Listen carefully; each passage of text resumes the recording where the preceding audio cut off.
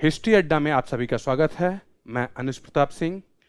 हमारे यूरोपीय जातियों के भारत में आगमन का जहाँ से है अंग्रेजी ईस्ट इंडिया कंपनी की बात करेंगे आज हम, क्योंकि हमने पहले आपको पुर्तगालीज और डच के बारे में बता दिया, जबकि हमें चार जो एक्टिव ईस्ट इंडिया कंपनी थी उसमें पुर्तगाली, डच, अंग्रेज और फ्रांसीसी थे। इन चारों में फ्रांसीसी सबसे अंत में 1664 में स्थापना हुई थी। अब हम करेंगे आज अंग्रेजी ईस्ट इंडिया कंपनी।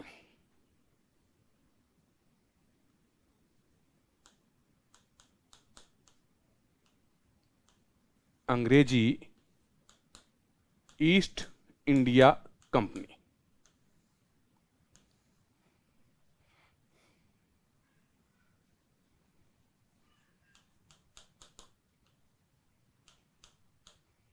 देखिए, अंग्रेजी ईस्ट इंडिया कंपनी की स्थापना तो 31 दिसंबर 1600 ईस्वी को लंदन में हुई थी। लंदन में। और हम जैसे पुर्तगाली ईस्ट इंडिया कंपनी का वास्तविक में नाम क्या था? एस्तादो द इंडिया, किंतु हम उसको क्या कहते हैं? पुर्तगाली ईस्ट इंडिया कंपनी। इसी प्रकार से डच ईस्ट इंडिया कंपनी जो थी उसका नाम था the United company of the Netherlands. ठीक है। इसी प्रकार से ये जो कंपनी है अंग्रेजी ईस्ट इंडिया कंपनी, इसका वास्तविक नाम जो था वो था the governor of merchants of London trading into the east Indies. मैं लिख देता हूं कि ये कंपनी जो बनी थी इसका नाम क्या था?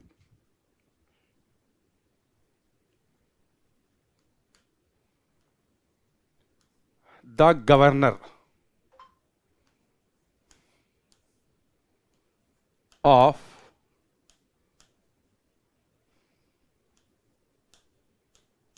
Merchants of London trading into the east Indies. ये जो है कंपनी थी वास्तव में, जो पूरा नाम था, क्योंकि भारत में अंग्रेजी ईस्ट इंडिया कंपनी का ही अधिकार हुआ था। बाकी सभी कंपनियों को इन्होंने पिछड़ गई थी बाकी कंपनियां इनके मुकाबले में। इन्होंने ही वेदरा के युद्ध में डचों को हराया। डचों ने पहले पुर्तगालियों को पैक कर दिया था गोवा, दमन और दीप में। फ्रांसीसी आएंगे तो उनके साथ भी युद्ध होंगे, हम उनके बारे में भी अध्ययन करेंगे। The governor of merchants of London trading into the east Indies. और इसी को हम क्या कहते हैं? इसी को हम कहते हैं, इससे ही हम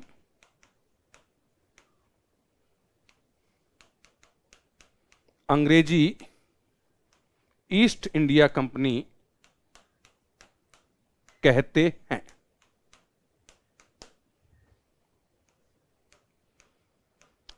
इसकी स्थापना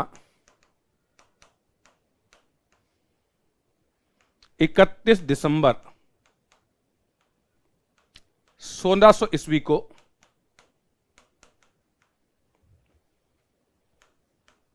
लंदन में हुई।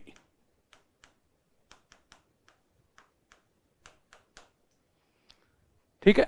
इसकी स्थापना जो है 31 दिसंबर 1600 ईस्वी को कहां हुई थी? लंदन में। भारत में नहीं हुई थी, लंदन में हुई थी इस अंग्रेजी ईस्ट इंडिया कंपनी की स्थापना 31 दिसंबर 1600 ईस्वी। इसका वास्तव में नाम था the governor of merchants of London trading into the east Indies. ठीक है। और इसे ही हम अंग्रेजी ईस्ट इंडिया कंपनी के नाम से जानते हैं।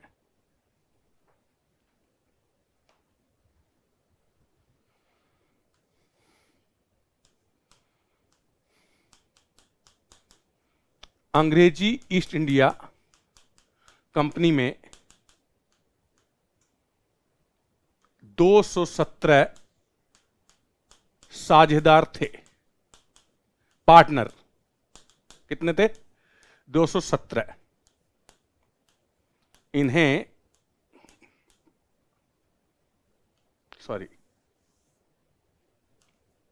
एक रॉयल चार्टर पर ब्रिटेन की तत्कालीन महारानी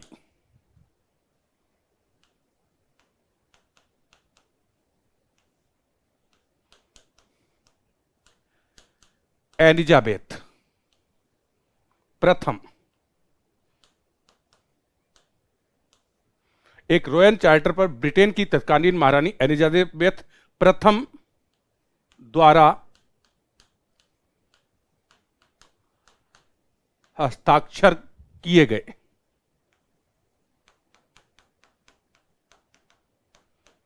तब यह कंपनी स्थापित हुई।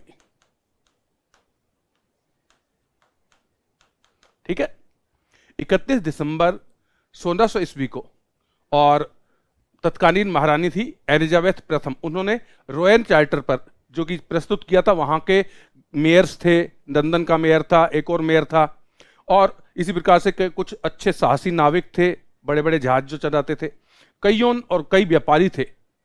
ठीक है, तो उन्होंने इसमें ये कहा कि हमें भी व्यापार करना चाहिए, क्योंकि जेम्स लैंकेस्टर था जिसने जो है समुद्रों में यात्राएं की, अपने छोटे मोटे जहाज थे। जब इन्होंने स्पेनिश और पुर्तगीज जहाजों को काफी लूटा, और जब पुर्तगाली जहाज को लूटा गया तो उससे बहुत अधिक धन की प्राप्ति हुई। इससे पता लगा कि ये भारत से व्यापार करने पर आ रहे हैं। तब ये प्रेरित हुए कि भारत से व्यापार करना चाहिए। ठीक है, वाणिज्यवाद का सिद्धांत हम पहले बता चुके हैं, जिसके अनुसार इनको बाहर जाना ही था। एक रॉयल चार्टर पर ब्रिटेन की तत्कालीन महारानी एलिजाबेथ प्रथम द्वारा हस्ताक्षर किए गए। अभी अभी जो जिनका देहांत हुआ है वो एलिजाबेथ द्वितीय थी। ब्रिटेन की महारानी एलिजाबेथ द्वितीय अभी हाल ही में जो है उनका निधन हुआ है, और एलिजाबेथ द्वितीय जो है संसार में अब तक सबसे लंबे समय तक शासन करने वाली कोई भी राजा या रानी हुई है। पूरी दुनिया में इतना लंबे समय तक शासन किसी ने भी नहीं किया, करीब 70 साल या उसके अधिक ही किया है एलिजाबेथ द्वितीय ने। परंतु ये एलिजाबेथ प्रथम थी जब तो, और ये जो 20वीं सदी और 21वीं सदी में रही हैं वो एलिजाबेथ द्वितीय थी।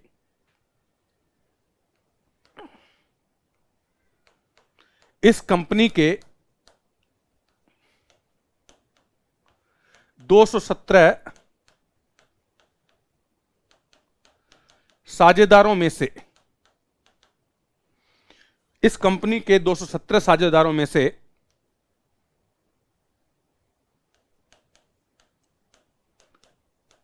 एलिजाबेथ प्रथम भी एक थी, यानी कि ब्रिटेन की महारानी भी उन 217 में थी जो इस कंपनी के संस्थापक थे, और उन्होंने जो है अपने लिए ही व्यापार के लिए कंपनी स्थापित की थी। तो महारानी भी इसमें साझेदार थी 217 में। आरंभ में ईस्ट इंडिया कंपनी को जो है, अंग्रेजी ईस्ट इंडिया कंपनी को 15 वर्षों के लिए ये अधिकार दिए गए कि वो पूर्व में भारत या पूर्वी देशों से व्यापार करें, उनके साथ संधियां करें, उनके और कहीं युद्ध भी करने पड़े तो वो युद्ध भी करें। ये अधिकार उनको दिए गए, और एक सेना रखने का अधिकार भी दिया गया था।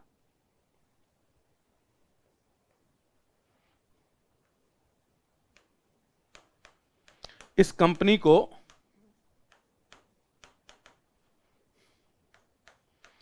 15 वर्षों के लिए व्यापार करने की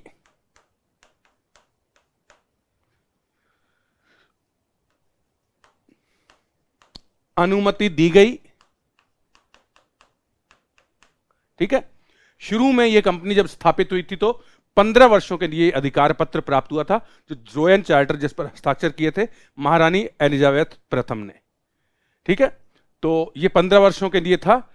बाद में इसे समय समय पर 20-20 वर्षों के लिए बढ़ाया गया। हालांकि जैसे कि हम जानते हैं कि 1600 ईस्वी में जब ये स्थापना हुई थी तब रानी एलिजाबेथ प्रथम थी। 1603 में उनकी मृत्यु हो गई। तब उनके बाद ब्रिटेन के जो महाराजा बने अगले वो थे जेम्स प्रथम। ठीक है,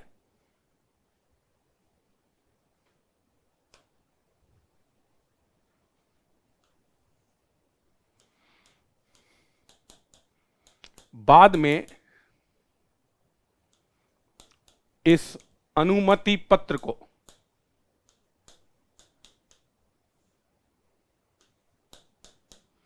पत्र को समय समय पर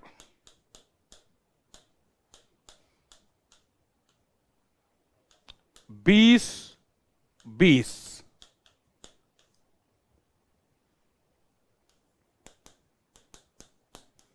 वर्षों के लिए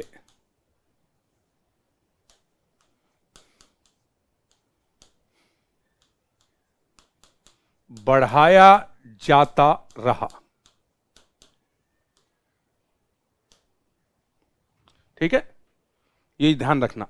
शुरू में 15 वर्षों के लिए अधिकार पत्र मिला था इनको, और उस अनुमति पत्र पर आगे समय समय पर 20-20 वर्षों के लिए बढ़ाया जाता रहा। 1603 में एलिजाबेथ प्रथम की मृत्यु हो गई। तब ब्रिटेन के सम्राट जेम्स प्रथम बनाए गए। ठीक है, जेम्स प्रथम को बनाया गया। जैसे कि हम सभी जानते हैं कि एलिजाबेथ प्रथम की मृत्यु 1603 में हो चुकी थी। तब उनके पश्चात ब्रिटेन के अगले सम्राट बनाए गए जेम्स प्रथम। उनको भी इस काम में, इस ईस्ट इंडिया कंपनी में काफी रुचि थी और उन्होंने इसे आगे बढ़ाते रहे। जेम्स प्रथम ने अपना पहला राजदूत जो है भेजा था, तो और वो था कैप्टन हॉकिंस, जो कि हेक्टर नामक जहाज पर आया था और ये 1610 तक वहां रहा। ठीक है, 8 में भेजा गया था, 3 वर्षों तक रहा, 8, 9, 10। ठीक है, और ये एक बार एग्जाम में आया था, मुझे अभी भी याद है कि ये किस भाषा का जानकार था। उसमें काफी ऑप्शन थे, तो ये फारसी भाषा का जानकार था। इसने सीधे जाकर के जहांगीर के दरबार में, आगरा में जहांगीर के दरबार में उससे बातचीत की और उसे जेम्स प्रथम के उस बात को, पत्र को दिखाया। ठीक है, जो जेम्स प्रथम जो यहाँ के ब्रिटेन के सम्राट थे, उनका पत्र दिया और उसके पश्चात अनुमति मांगी, व्यापारिक कोठी की स्थापना की। हालांकि इसका विरोध जो है वहां पहले से पहुंचे हुए डचों के जो अधिकारी थे दरबार में, उन्होंने भी किया। पुर्तगाली अधिकारियों, उन्होंने भी इसका विरोध किया था, किंतु जहांगीर ने यह अनुमति दे दी। ठीक है, वहां रहने की और व्यापार करने की। यहां तक कि वो फारसी भाषा का जानकार था। जहांगीर उससे और ज्यादा प्रभावित हुआ कैप्टन हॉकिंस से। तो कैप्टन हॉकिंस को 400 का मनसब भी प्रदान किया गया था। यह भी एग्जाम में आया कि कितने का मनसब दिया, और एक जो है इनको 400 का मनसब ही नहीं दिया, अनुमति भी दी। तो 1608 में वो सबसे पहले अंग्रेज जो है 1608 में कहां आए थे? जहांगीर के समय में आए थे, सूरत में, मतलब जेम्स प्रथम का पत्र लेकर के। वैसे तो अंग्रेज पहले भी आ चुके थे, आप जानते ही हैं कि नाम सुना होगा आपने, रॉल्स फिच, अकबर के समय में आया था भारत में। रॉल्स फिच भी आ चुका था, जॉन मिडनहॉर्न वो भी आ चुका था अंग्रेज। किंतु एक राजदूत के रूप में जो आया था वो कैप्टन हॉकिंस था, हेक्टर नामक जहाज पर आया था और इसको फारसी का जानकार था। इसे 400 का मनसब दिया गया और इसे अनुमति दी गई। 1608 में ये सूरत की ओर से आए थे, तभी इन्होंने वहां पहली व्यापारिक कोठी की स्थापना की थी। ठीक है, वैसे जहांगीर ने व्यापारिक कोठी की स्थापना की अनुमति नहीं दी थी, परंतु इन्होंने सूरत में पहली व्यापारिक कोठी स्थापित की। दक्षिण भारत में अंग्रेजों की पहली कोठी 1611 में मछलीपट्टनम तमिलनाडु में स्थापित हुई थी। ये आए हुए क्वेश्चंस हैं। 1608 में सूरत, 1611 में मछलीपट्टनम, 1639 में मद्रास और 1651 में हुगली, कोलकाता भी कह सकते हैं। हुगली जब नाम था, हुगली नदी के तट पर स्थापित हुई थी। ठीक है, बंगाल प्रांत में, बंगाल में पहली कोठी 1651 में हुगली में स्थापित की गई थी।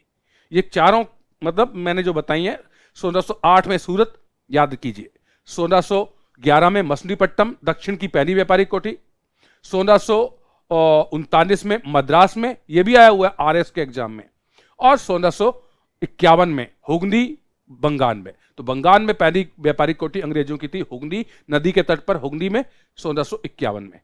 इस समय औरंगजेब का भाई जो था शाहशुजा, शाहजहां का पुत्र, वहां का गवर्नर था। तो एक बार हम करते हैं जो मैंने बातें बताई हैं। तो 1603 में एलिजाबेथ प्रथम की मृत्यु हो गई, तब ब्रिटेन के सम्राट जेम्स प्रथम बनाए गए।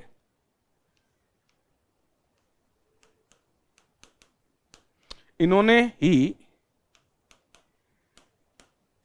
अपने राजदूत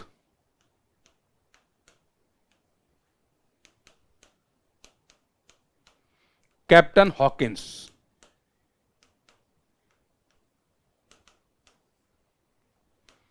के नेतृत्व में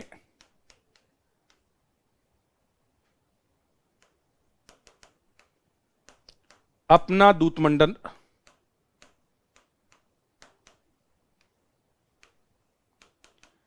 मुगल दरबार में भेजा।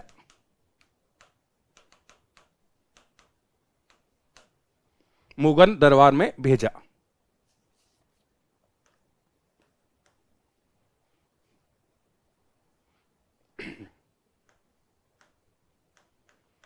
कैप्टन हॉकिंस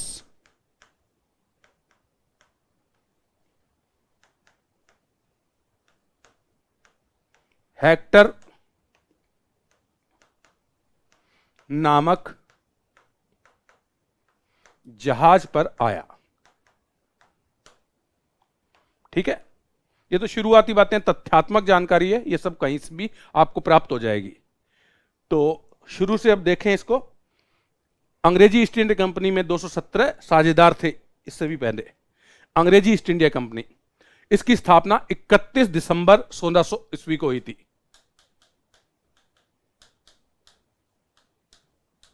ठीक है, इसका वास्तव में नाम था the governor of merchants of London trading into the east Indies.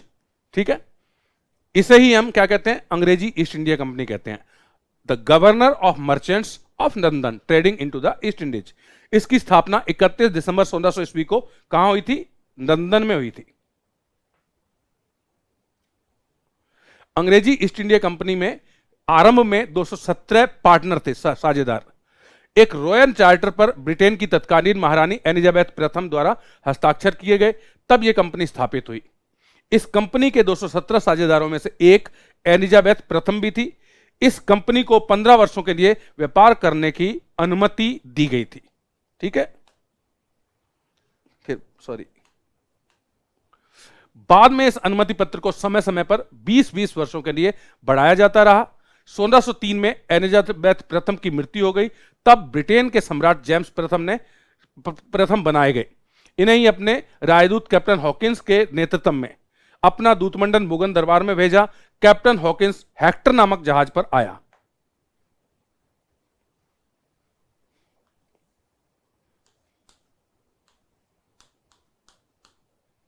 Captain Hawkins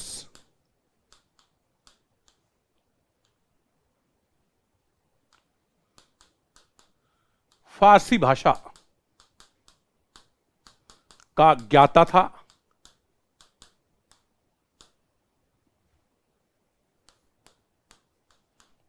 उसने जहांगीर के दरबार में, यानी कि आगरा, जहांगीर के दरबार में आगरा में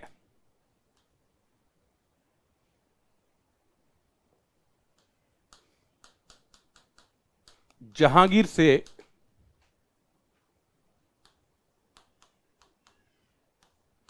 फारसी में बात की और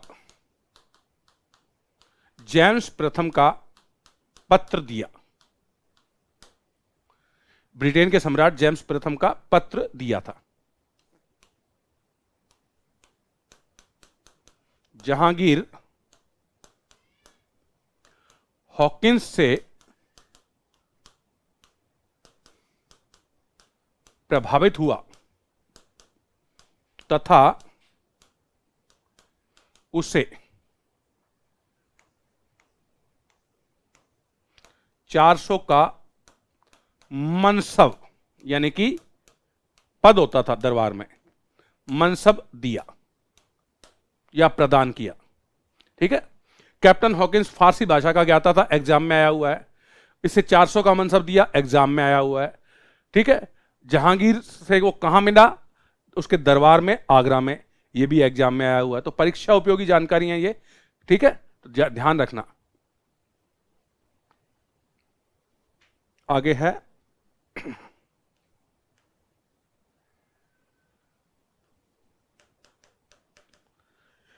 अंग्रेजी दूतमंडल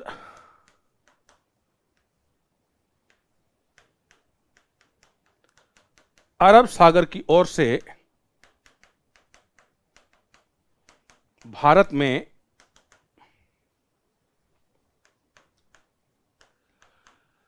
सर्वप्रथम सूरत, गुजरात में,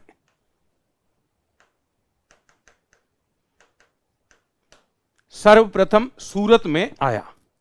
यह भी क्या पता आ सकता है क्वेश्चन, ऐसे क्वेश्चन आते रहते हैं, ठीक है, तो ध्यान रखना इन चीजों का। अब बात करते हैं इनकी व्यापारिक कोठियां किस क्रम में बनी, पहले तो मैं बता दूं। अंग्रेजों की प्रमुख व्यापारिक कोठियां, अंग्रेजों की प्रमुख व्यापारिक कोठियां, ठीक है। तो ये जो है अंग्रेजों की, सबसे पहले नंबर 1 सूरत, 1608 ईस्वी।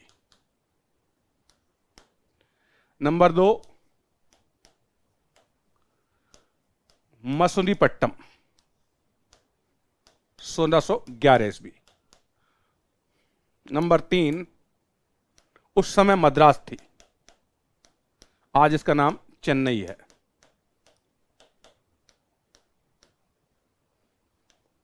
1639 ईस्वी। बंगाल में हुगली,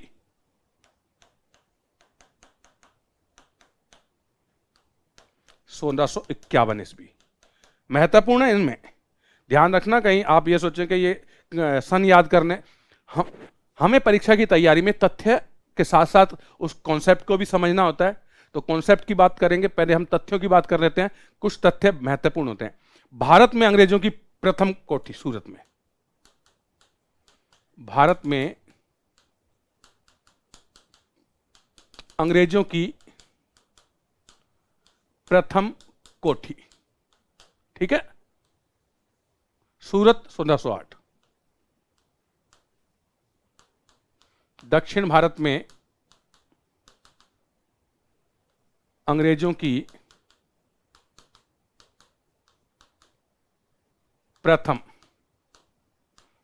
कोठी, अगर क्वेश्चन दक्षिण भारत का आएगा तो मसूलीपट्टम, 1611 में। ये आरएस के एग्जाम में आया है, मद्रास की कोठी का, ठीक है, एग्जाम में पूछा था। अंग्रेजों की मद्रास में व्यापारिक कोठी की स्थापना किस वर्ष की गई? 1639, 1639 ईस्वी में, और ये बंगाल में।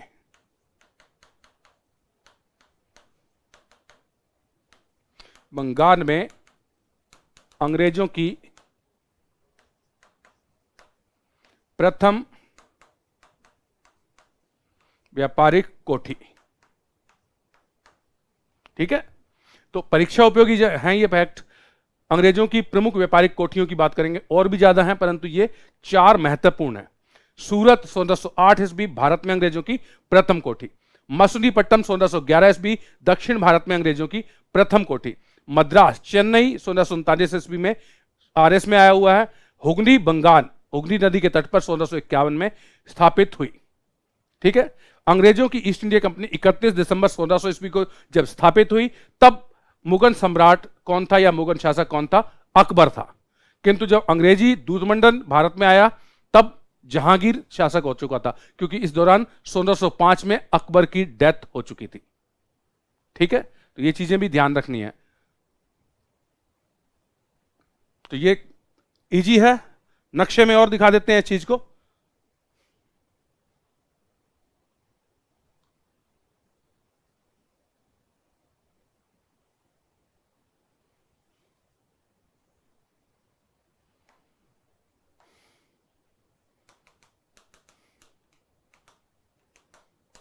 ये आप जानते हैं क्या है, बंगाल की खाड़ी नाम दे दिया है वैसे, पर ये है हिंद महासागर का हिस्सा। अरब सागर भी क्या है, हिंद महासागर का ही पार्ट है, पर नाम दे दिया इसको। अरब सागर कोई अलग नहीं है, ये हिंद महासागर ही है। ये यहां है दक्षिण में हिंद महासागर, क्योंकि ये अलग नहीं है इससे, इनसे बिल्कुल भी अलग नहीं है। ठीक है, ये हमारा भारत, और ये भी भारत ही था, अब पाकिस्तान है, पर जब भारत ही था।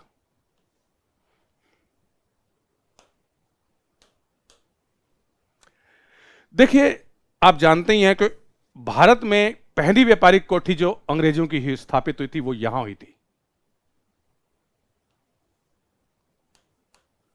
सूरत, गुजरात, 1608। ठीक है, ध्यान रखना, ये पश्चिम में व्यापारिक कोठी की स्थापना पहली हुई। अब बात आती है कि ये जो है मछलीपट्टम,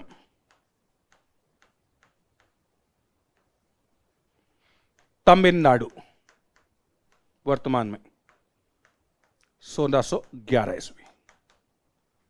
मद्रास उस समय प्रांत था, अब काफी बड़ा था। तमिलनाडु तो अब बना है, मद्रास अब शहर रह गया। ठीक है,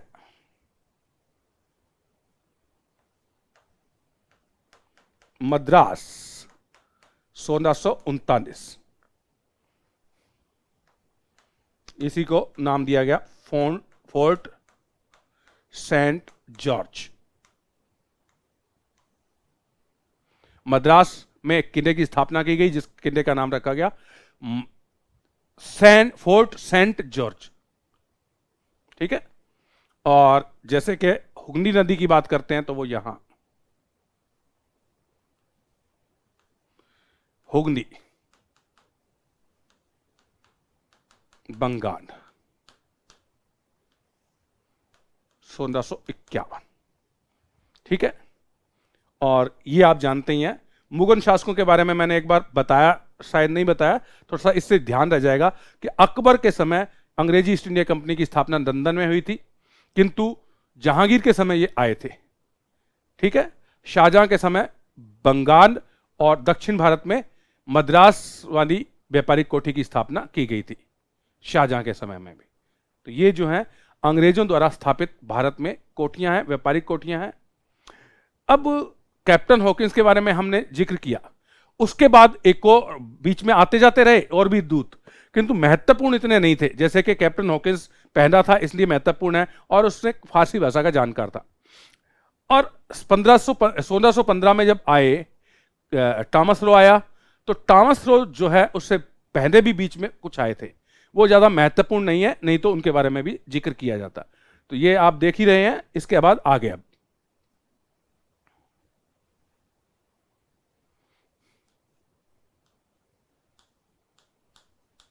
1615 ईस्वी में सर टॉमस रो, अंग्रेजी राजदूत, भारत आया।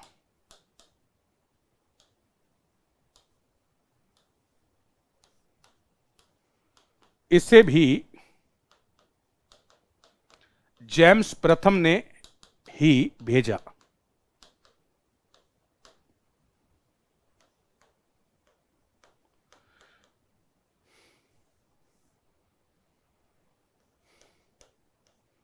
सर टॉमस रो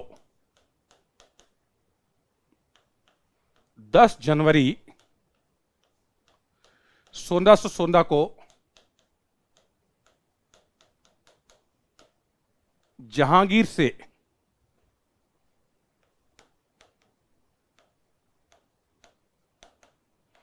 अजमेर में मिला।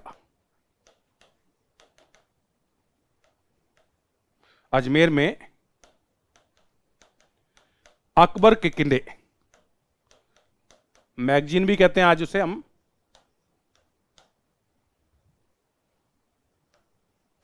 में मिला। देखिए 1615 में जो है एक और अंग्रेजी राजदूत, महत्वपूर्ण अंग्रेजी राजदूत सर टॉमस रो भारत में आया था। उस समय भी जहांगीर ही यहां का शासक था, मुगल शासक। इसे जेम्स प्रथम ने भेजा था। सर टॉमस रो 10 जनवरी 1616 को जहांगीर से अजमेर में मिला था, 10 जनवरी 1616 को।